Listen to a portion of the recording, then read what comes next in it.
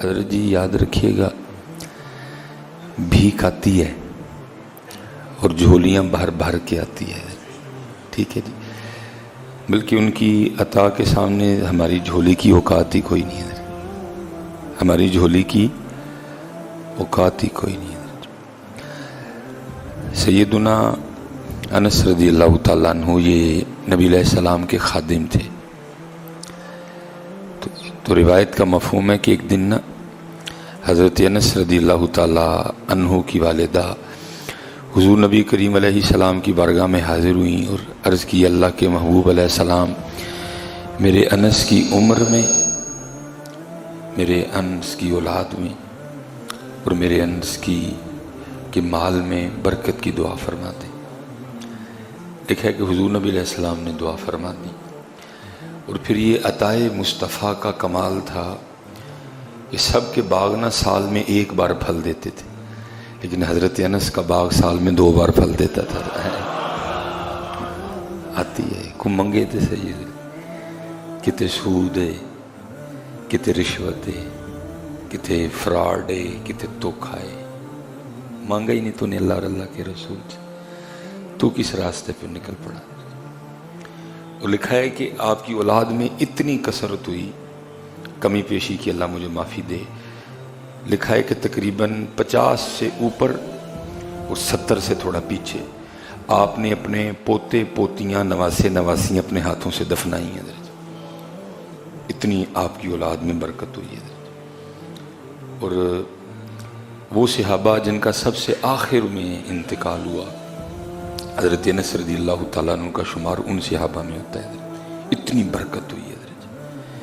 بس میں آپ سے اتنا ہی کہوں گا، جب بھی کسی چیز کی ضرورت ہو تو ادھر ہی جھولی پھیلانا یار، دے دیں الحمدللہ، نہ دیں تو یہ سمجھ کے خوش ہو جانا یہ چیز میرے لیے ٹھیک تھی نہیں ہے۔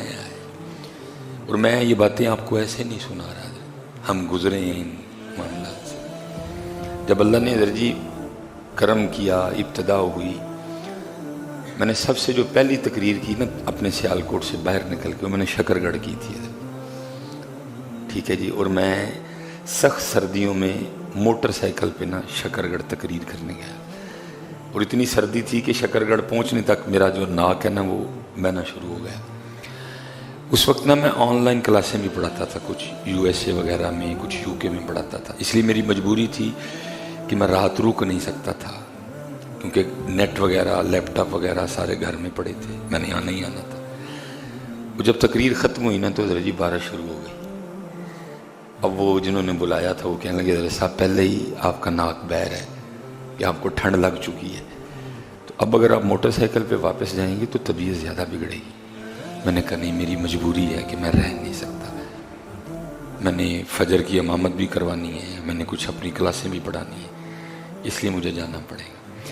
چلو میری تو خیر تھی، جو سیالکوٹ سے بندہ گیا نا جس نے مجھے اس گاؤں تک لے کے جانا تھا، جاتے ہوئے تو چپ رہا، اب آتے ہوئے کیونکہ بھیگنا بھی پڑ رہا تھا، وہ بول پڑا، مجھے کہتا ہے حضرت صاحب تسی بھی چنگے شدائی بندے ہو۔ میں کیوں، کیا ہوا؟ وہ بھائی جنہوں نے آپ کو تقریر کے لیے بلایا، آپ ان سے کہتے کہ گاڑی کا اہتمام کریں، جو آپ کو لے کے بھی جاتی، آپ کو چھوڑنے بھی جاتی، اتنی ٹھنڈ میں آپ آئے ہیں، آپ کو بخار بھی ہو رہا ہے، اور اب اتنی سردی میں پھر موٹر سائیکل سے شکرگڑھ سے سیالکوٹ جائیں گے، اوپر سے بارش بھی ہو رہی ہے، تو یہ کیسا دیوانہ پن ہے، کیسا پاگل پن ہے، تو آپ نے ان سے کیوں نہیں کہا کہ گاڑی دے؟ اصل میں حضرت وہ خود ہی ڈال دیتے ہیں دل میں باتیں۔ میں نے وہاں سڑک پہ کھڑے ہو کے نا، ناروال سے تھوڑا پیچھے تھے ہم دونوں، بھیگے ہوئے تھے فل، تو میں نے اس کو ایک بات کہی، میں نے کہا چلے آ پھر نہ کوئی گڈی منگنی سی، جنہیں ڈیوٹی کرنا آئے انہوں نے نہیں پتا کوئی ساڑھے نام تے بھیجن ڈے ہے، جنہیں دی ڈیوٹی کرنا آئے ہیں انہوں نے نہیں پتا کوئی ساڑھے نام تے بھیجن ڈے ہے، جدو دینی ہون گی آپ دے چھڑیں گے۔ بس پھر حضرت جی پھر شروع ہوا سلسلہ، پھر مہران، پھر ویگانار، پھر سٹی، پھر ٹیوٹا، پھر MG، پھر شروع ہوا۔ وہ دیتے ہیں بیٹا، بس تھوڑا سا پہلے چیک کریں گے بھلا یہ کیا کرتا ہے، تھوڑا سا چیک کریں گے پہلے یہ کرتا کیا ہے بھلا، پہلے خود ہی دل میں خواہش ڈالیں گے، پھر دیکھیں گے یہ اس خواہش کی تکمیل کے لیے کون سا راستہ اختیار کرتا ہے۔ बस ये छोटा सा इम्तिहान है, इसमें पास होना फेल ना होना, मजबूत रहना। बड़े बड़े बेटा हालात, हाँ एक मामला है घर किराए पे है, इंशाल्लाह वो भी कर्म होने वाला है, आसार नज़र आ रहे हैं वो भी।